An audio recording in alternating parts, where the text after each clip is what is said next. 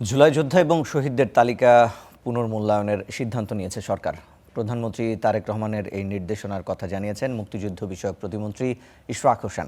দুপুরে সচিবালয়ে জুলাই শহীদদের যথাযথ তালিকা তৈরির নির্দেশ দিয়ে কথা জানান তিনি। বলেন, অন্তর্বর্তী সরকারের সময় বিএনপির সমর্থকদের অনেকেই ওই তালিকায় অন্তর্ভুক্ত হতে পারেনি। তাদের নামও হালনাগাদ তালিকায় রাখতে বলেছে সরকার প্রধান। এক্ষেত্রে কোনো রাজনৈতিক বিবেচনা বা বৈষম্য যেন না হয় তা লক্ষ্য রাখা হবে বলেও জানানো হয়। পাশাপাশি জুলাই যোদ্ধাদের পুনর্বাসনে কার্যকর পদক্ষেপ নেওয়ার নির্দেশও দিয়েছে নতুন সরকার প্রধান।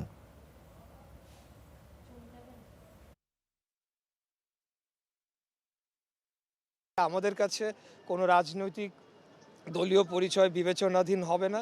যারাই আহত, যারাই শহীদ, যারাই বিগত এই আন্দোলনে তাদের আত্মত্যাগ করেছেন, তাদেরকে পুনর্বাসন করা, তাদের চিকিৎসা নিশ্চিত করা এবং শহীদ পরিবারদের পুনর্বাসন করা, তাদের যে প্রাপ্য ভাতা এগুলো যাতে সঠিকভাবে তারা পায় সেটি নিশ্চিত করার জন্য আমরা কাজ করে যাব।